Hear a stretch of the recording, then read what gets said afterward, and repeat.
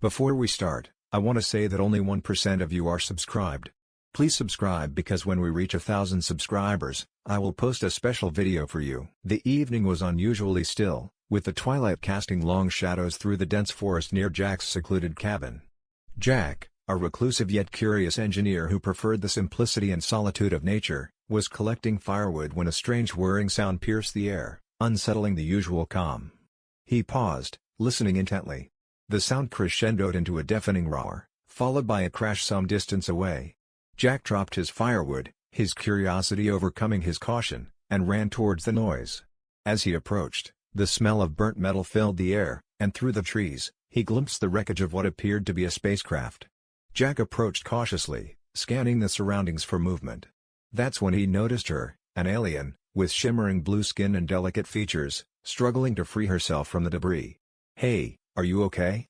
Jack called out as he stepped closer, his voice filled with both concern and awe. The alien looked up, her eyes wide with confusion and fear. She replied in a melodic language that Jack couldn't understand, but her tone was unmistakably panicked. "Okay, I'm not here to hurt you, I'm here to help," Jack reassured, spreading his hands to show he was unarmed. He reached into his pocket, pulling out his smartphone, hoping to use a translation app. As he fumbled with his phone, the alien watched him, her breathing heavy and uneven. Finally, he found the app and spoke into it. "I'm Jack. What's your name?" After a brief moment of processing, his phone emitted the alien's language, and her eyes widened slightly in recognition. She responded, and the app translated, "I am Lyra." "Lyra, okay, that's a beautiful name." Jack smiled, trying to ease the tension. "Let's get you out of there, Lyra." Together, they assessed her situation. Lyra's leg was trapped under a part of the wreckage. Jack examined the debris carefully, then went back to his cabin to fetch tools, a crowbar and a hacksaw. Returning with the tools, Jack worked diligently to free Lyra's leg. The process was slow, and he was careful not to cause her further injury. As he worked, they attempted small talk through the translation app, creating a bond that eased Lyra's initial fear. "Where are you from?" Jack asked as he adjusted his grip on the crowbar. Lyra pointed upward, her expression turning pensive. "From beyond your stars," translated the app. "That's really far away," Jack chuckled nervously. "You're the first alien I've ever met. Actually, I think you're the first anyone here has ever met." Lyra smiled faintly, revealing a row of perfectly aligned, sharp teeth. "And you are the first human I have met." Finally, with a well-placed tug, Jack freed her leg. He gently supported her as she tested her weight on it, wincing slightly. "I need to get you to my cabin. It's safe there, and I can treat your injuries," Jack said, his voice laced with concern. Lyra nodded, leaning on Jack for support. Together, they slowly made their way back to his cabin, under the stars that now seemed a little less distant to both of them. As they walked, a quiet understanding began to form, one that transcended language and species. The walk back to Jack's cabin was slow, with Lyra leaning heavily on him. Every few steps, she would pause, wincing from the pain in her leg. The forest seemed to watch them, the rustle of leaves whispering secrets Jack could no longer ignore. Once inside, Jack helped Lyra settle on the couch, piling cushions around to make her comfortable. He then rummaged through his first aid kit for supplies. "So, I'm not exactly a doctor, but I'll do my best here," Jack explained, preparing an antiseptic wipe.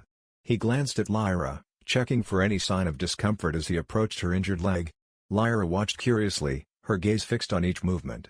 "What is that?" she asked, pointing to the antiseptic wipe. "It cleans the wound, keeps it from getting infected," Jack replied through the translator app. Carefully, he cleaned her cuts, his hands steady despite the peculiarity of the situation. Lyra flinched slightly but nodded, understanding. "Your care is gentle," she observed, a hint of surprise coloring her tone. Jack chuckled. "Well, I guess being gentle is universal, huh?" As he bandaged her leg, Jack decided to keep the conversation going. "So, Lyra, can you tell me more about where you come from? What's it like?" Lyra's eyes lit up, a stark contrast to the dim light of the cabin. "It is a place of vast oceans and floating cities. We live in harmony with the sea. It is nothing like your solid and expansive lands." "Floating cities? That sounds incredible," Jack mused, genuinely intrigued. "And what were you doing here? If you don't mind me asking?" "I was exploring. Was a scout. It is my role to seek new worlds. Your planet was next for observation." "Exploring, huh? That's something we have in common, except I just explore old radio frequencies and engine models, Jack said, trying to draw a parallel that might feel familiar to her. Lyra smiled, and it seemed to brighten the dim cabin. Perhaps you can show me some of your explorations tomorrow? Yeah, I'd like that. And maybe you can tell me more about your technology. I saw the remains of your ship, it's nothing like ours. It is agreed then. An exchange of knowledge, Lyra said, her voice warm. After ensuring her comfort, Jack prepared a simple meal, which they shared at the small dining table. The food was new to Lyra, but she tasted everything with an open curiosity that Jack found endearing. As they ate, Lyra's gaze often drifted to the small collection of books and gadgets Jack had accumulated over the years. "What are these?" she asked, pointing towards a shelf filled with mechanical parts and old radios. "Those are just some hobbies of mine. I like to tinker with things, see how they work and make them better." "May I see them?" Lyra asked, a keen interest in her voice. "Sure, after dinner," Jack promised. True to his word, Jack spent the rest of the evening showing Lyra his collection of gadgets. He explained basic radio technology and showed her how to assemble and disassemble a simple transmitter. Lyra was a quick learner, her fingers skillful and precise as they worked together. "It's fascinating," she remarked. "Your technology is different, more tangible and rugged." "Yeah, it's all pretty hands-on," Jack agreed, pleased with her interest. As the night drew on, they continued to talk, the cabin filled with the soft glow of the lamp and the warmth of new friendship. Despite the vastness of the universe that separated their origins, in that small cabin, Jack and Lyra found common ground in their shared curiosity and wonder for the unknown. The next morning, Jack awoke to the sound of birds chirping outside his cabin. The early light filtered through the curtains, casting a soft glow on the makeshift guest area where Lyra was still sleeping.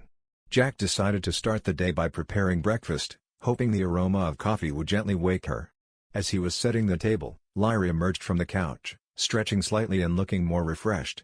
"Good morning," she greeted, her voice smooth and curious about the new day. "Morning, Lyra. How's the leg feeling today?" Jack asked, pouring a cup of coffee for himself and one for her, remembering that she had been keen to try it the day before. "It is better, thank you. The pain has lessened," Lyra replied, accepting the cup and sniffing the coffee curiously. She took a cautious sip and smiled. "It's bitter, but energizing." Jack chuckled, taking a sip of his own. "Yeah, it's an acquired taste. Ready for some breakfast?" They sat down to eat, and Jack introduced Lyra to pancakes, explaining, "These are a classic Earth breakfast.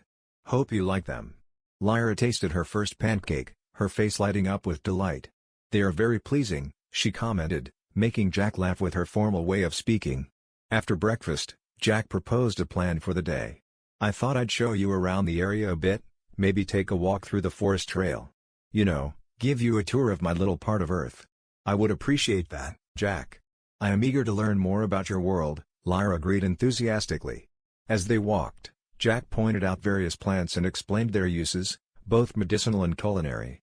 Lyra listened intently, asking insightful questions that showed her sharp mind and keen interest. At one point, they stumbled upon a small, clear stream. Jack kneeled down to fill his water bottle. "Here, try this. Fresh spring water," he said, offering it to Lyra. She took a sip, her expression contemplative. "It's very pure," she observed. "On my world, water is always moving, full of life and currents. This tranquility is unfamiliar but pleasant." Their walk continued with Lyra occasionally stopping to examine the flora and fauna more closely. At one moment, a small rabbit darted across their path, and Lyra's reaction was a mix of surprise and fascination. "Is that a common creature here?" she asked, watching the rabbit disappear into the underbrush. "Yeah, that's a rabbit. They're pretty common around here.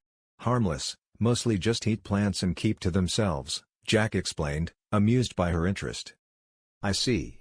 We have similar creatures, but they are amphibious, adapting to both land and water," Lyra shared, linking her observations to her own experiences back home. As they were discussing the adaptations of Earth's wildlife, a sudden rustle in the bushes caught their attention. Jack instinctively moved in front of Lyra, only to see a fox emerge, carrying a bird in its mouth. "Nature in action," Jack murmured, watching the fox trot away with its prize. "Predator and prey, the endless cycle." Lyra nodded, her eyes reflective. "Yes, the same laws govern all life, it seems. Survival and adaptation." Their walk back was quiet, contemplative, each lost in thoughts about the natural world and its parallels across different planets. As they neared the cabin, Lyra turned to Jack. "Thank you, Jack, for sharing your world with me today. I feel more connected to Earth now." Jack smiled, feeling a deep sense of satisfaction. "I'm glad, Lyra. It's not every day I get to show someone from another planet around." They spent the evening sharing more stories of their worlds, their bond deepening with each shared moment, bridging the gap between two vastly different cultures through simple, shared human experiences. The storm rolled in quicker than expected, the dark clouds consuming the sky as Jack and Lyra watched from the safety of the cabin. The wind howled, making the old wooden structure creak and moan. Lyra looked at Jack, her expression mixed with curiosity and concern. "It's just a storm, Lyra. Happens a lot this time of year," Jack reassured her, though he himself felt a bit uneasy with the ferocity of the wind. Lyra nodded, her eyes fixed on the window. "We have storms too, but ours are filled with electric colors, dancing across the sky. They are less violent but more vibrant." "That sounds beautiful," Jack said, pulling 2 mugs from the cupboard and setting them on the counter. "How about some hot chocolate? It's a good drink for a stormy night." As Jack prepared the hot chocolate, he glanced at Lyra, who seemed intrigued by every little human thing he did. He handed her a mug, which she wrapped her hands around, smiling as the warmth seeped into her fingers. "Thank you, Jack. This is comforting," she said, taking a careful sip. "It's delicious." Glad for the warmth himself, Jack led Lyra to the living room, where they settled into the couch with their drinks. "So, Lyra, tell me more about your people. What's your family like?" Lyra's face softened. "I come from a community that values knowledge and exploration. My parents are both scholars of marine biology. They study the life forms in our oceans." "That's really cool," Jack said, genuinely interested. "My dad was a pilot, and my mom a teacher. I guess that's where I got my love for machines and exploring." The conversation drifted to more personal territories, with Jack sharing stories of his childhood adventures and Lyra recounting her early explorations of the vast oceans on her planet. As they shared, the storm outside seemed to lessen, the wind dying down to a gentle whisper. Lyra then asked, "Jack, what are your dreams? What do you wish for?" Jack thought for a moment, then replied, "I've always wanted to explore space, actually. To see other worlds. Meeting you might be the closest I get to fulfilling that dream." Lyra smiled warmly. "Perhaps one day, you could visit my world. It would be an honor to show you the oceans and cities of my home." The idea excited Jack, more than he expected. "I'd like that. And maybe, I could teach you more about our technologies, our cultures." "Yes, an exchange," Lyra agreed. "Jack, what is this?" she asked, picking up a book from the coffee table. "That's a book about Earth's history. Do you have books, or something similar on your planet?" Jack inquired, curious about her reaction. "We do, but they are more like digital memories, shared and experienced in communal pools," Lyra explained. Fascinated, Jack suggested, "Why don't we spend the rest of the evening reading? I can read some of this to you, and maybe you can describe more about these communal pools." Lyra agreed enthusiastically, and they spent hours exchanging knowledge and stories. Jack read aloud, detailing Earth's complex and tumultuous history, while Lyra described her people's way of learning and remembering, which was so different yet somehow familiar. As the storm cleared and the night grew deeper, they both felt a profound connection, not just to each other but to the worlds they came from. It was a night of mutual discovery, underpinned by the soothing sound of rain and the crackle of the fireplace. A perfect blending of two cultures, each learning and growing through the other's experiences. The next morning, Jack and Lyra found themselves watching the sunrise together from the front porch of the cabin, mugs of coffee in hand. The air was crisp and fresh after the storm, and the world seemed renewed, washed clean and vibrant. "So, Lyra, how do you feel about Earth now that you've seen a bit of it?" Jack asked, breaking the comfortable silence that had settled between them. Lyra turned her gaze from the horizon to Jack, her expression thoughtful. "It's a beautiful planet, Jack. Very different from mine, but beautiful. I'm glad my journey brought me here." Jack smiled, pleased. "I'm glad too." There was a pause as both sipped their coffee, watching a pair of birds dart through the clearing sky. Lyra set her mug down and turned to Jack with a more serious demeanor. "Jack, there's something I need to tell you," she started, hesitating slightly as if searching for the right words. "What is it?" Jack asked, sensing the shift in her tone. Lyra took a deep breath. "When I said I was exploring, it wasn't entirely true. I was sent here, but not just to explore. My mission was also to evaluate Earth for a potential. How do I say this? A potential integration into our interstellar community. Jack's eyebrows shot up. Integration? What does that entail exactly? It means opening communications between our worlds, sharing knowledge, technology, maybe even citizenships, Lyra explained. That sounds big, Jack said slowly, trying to wrap his head around the implications. Why me, though? Why crash here? I didn't plan to crash, Jack, Lyra said with a small, amused smile. That was an accident. But meeting you, learning about Earth from you, it has been more informative than standard observation from afar could ever be. Jack was quiet for a moment, pondering. So, what happens now? That's just it. I can send a message back, tell them Earth is worth connecting with, or... Lyra trailed off, looking out at the forest. Or... Jack prompted. Or I could tell them it's not ready yet. That would give Earth more time without outside influences, she said, her voice soft. Jack looked at her, understanding the weight of her decision. What do you want to do, Lyra? Lyra turned to face him fully, her eyes clear and earnest.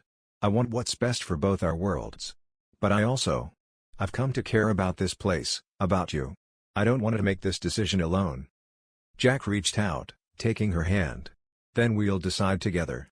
Whatever we choose, we'll manage the consequences together too. Lyra squeezed his hand, relieved and grateful. Thank you, Jack. They spent the rest of the morning discussing the potential benefits and drawbacks of opening Earth up to Lyra's interstellar community. Jack brought a perspective grounded in his knowledge of Earth's cultures and politics, while Lyra provided insights from her own world's history with such integrations. As the morning turned into afternoon, they had outlined their thoughts and options, feeling more like partners in this decision than ever before. Finally, Lyra said, Jack, no matter what we decide, I want you to know I'm glad I crashed here, with you. Jack chuckled, squeezing her hand again. I'm glad too, Lyra. No matter what comes next. Their heartfelt conversation marked a turning point, not just in their understanding of each other, but in the possibilities for their worlds. It was a moment of truth, shared openly and honestly, under the broad, clear sky of a world that was perhaps on the brink of something new. As the day turned into evening, Jack and Lyra found themselves sitting by the fireplace, the warmth chasing away the chill of the night air. Their conversation had gradually shifted from the weighty decisions of the afternoon to more personal stories, laughter filling the room. Jack, feeling a mix of comfort and boldness from their deepening connection, turned to Lyra. You know, I never expected to find someone from across the stars that I'd, well, connect with like this. Lyra looked at him, her blue eyes reflecting the flickering light of the fire. Neither did I, Jack. There's a saying in my culture, the stars align for those who seek their paths in the night. I think maybe, we found our paths intertwined. Jack chuckled softly. I like that saying. Makes me think maybe there's more to all this than chance. Encouraged by his response, Lyra shifted slightly closer. Jack, can I ask you something? Of course, anything, Jack replied, turning to face her fully. Lyra's gaze was intense, yet gentle. Humans speak of love. Is what we are experiencing now, could it be similar to that? Jack felt his heart skip a beat. I think it could be, he admitted, his voice barely above a whisper. I've been feeling something strong for you, something I've not felt before. Lyra smiled, her hand reaching out to touch his. I feel it too. It's like a warmth, a light guiding me through uncharted waters.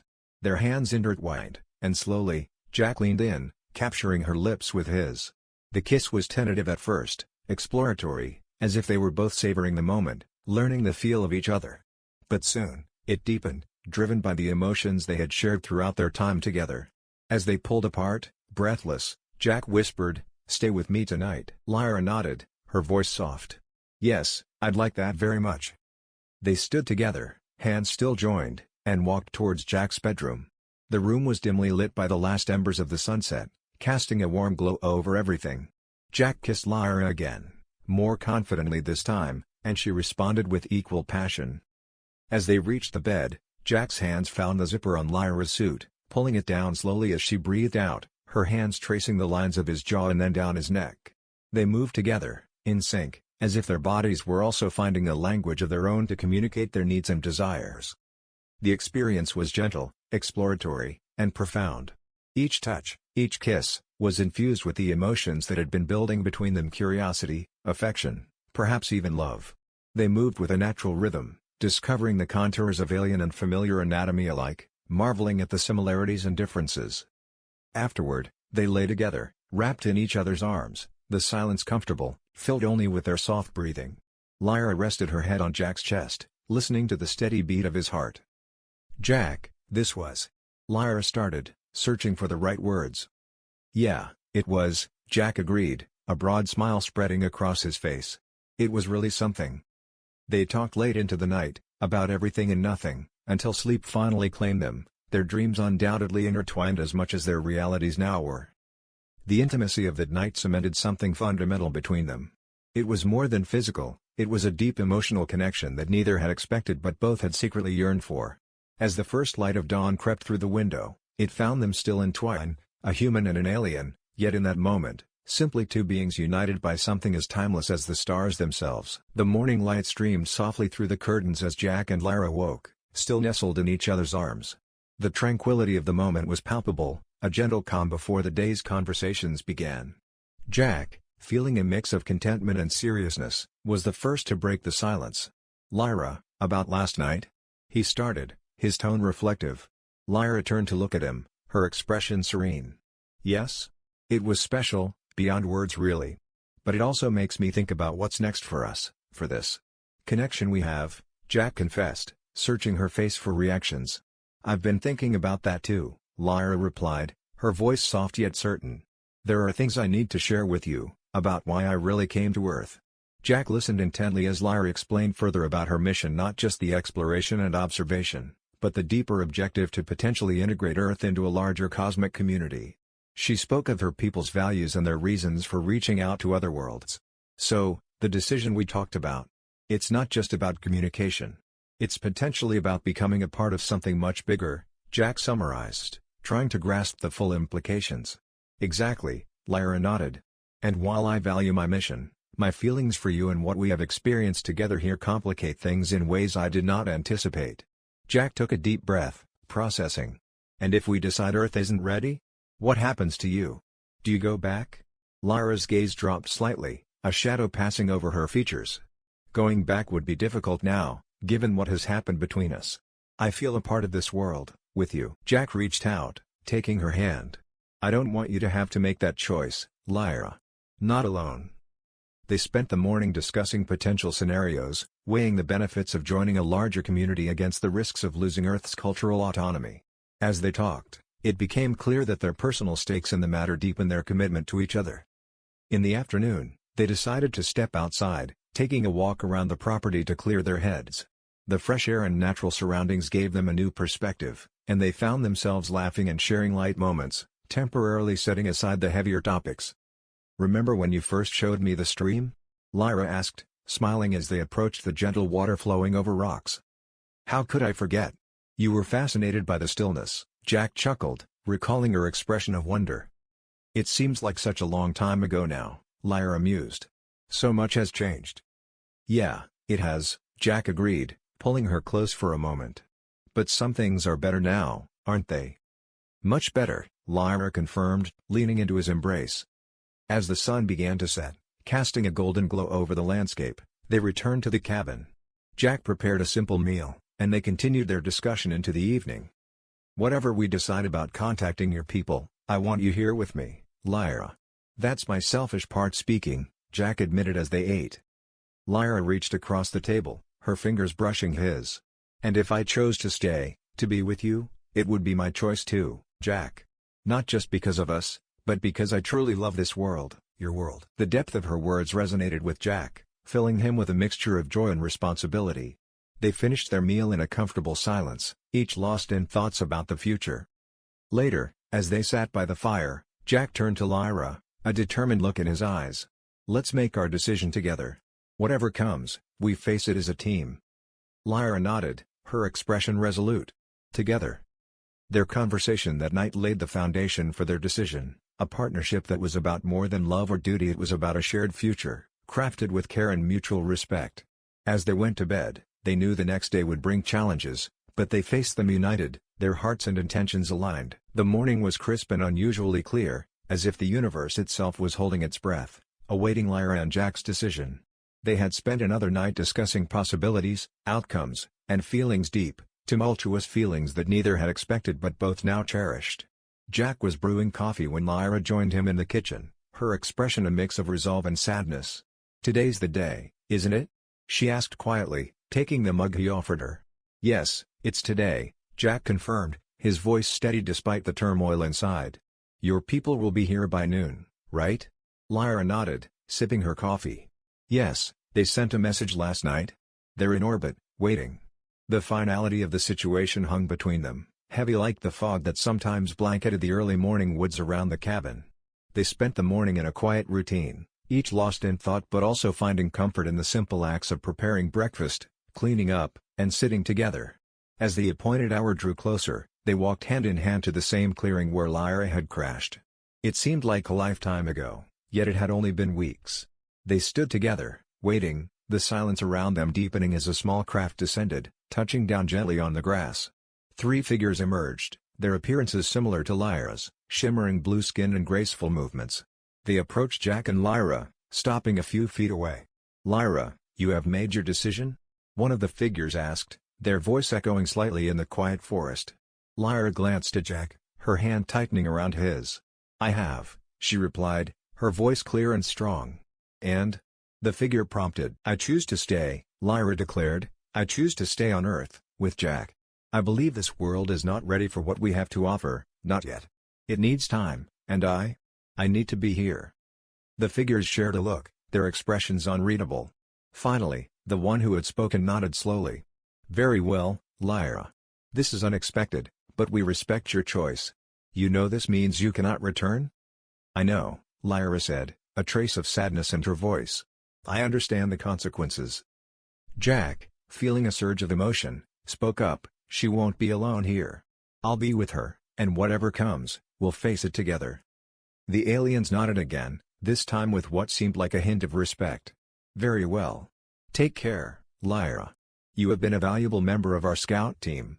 Your insights on Earth will prove invaluable." Turning to Jack, they added, "Take care of her." "We will take care of each other," Jack corrected gently, wrapping an arm around Lyra. With a final nod, the figures returned to their craft, which lifted off and disappeared into the sky, leaving Lyra and Jack alone once more. Lyra turned to Jack, tears glistening in her eyes but a smile on her lips. "You own me, human," she said softly, using the phrase she had learned from him, now filled with affection and a promise. Jack laughed, hugging her close. "And you own me, Lyra. Whatever comes, we're in it together." As they walked back to the cabin, their path was not just a trail through the woods but a new beginning, one filled with potential, challenges, and love. They were two beings from different worlds, yet in that moment, they were simply two souls committed to forging a shared future on this beautiful, complicated Earth.